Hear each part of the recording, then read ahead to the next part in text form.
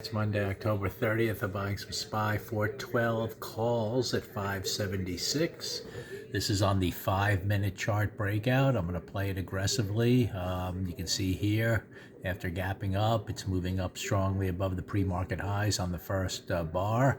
And given the daily chart that if we just continue a little higher, it's going to trigger the 2-up day with a target up here to kind of the 417 area.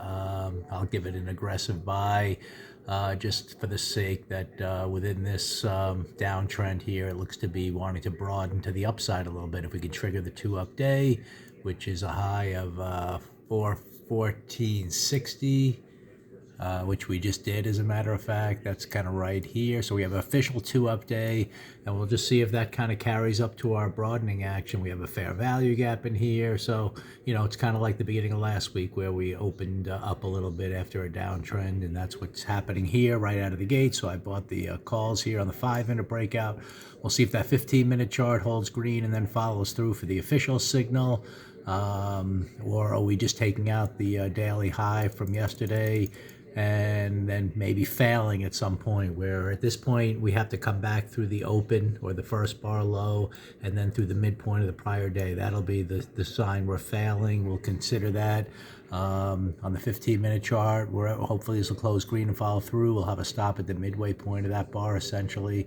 And we'll just see again if today starts a little bit of a retracement up in the overall downtrend. The best signals, just like last week, will still be the failures to the downside. But for now, given that aggressive, the 5-minute chart through the pre-market highs, sometimes I aggressively do that, anticipating what this 15-minute chart will do. So we still have 6 minutes to go in this bar. We'll see if this ends up being a hold screen and continues, or if it fails.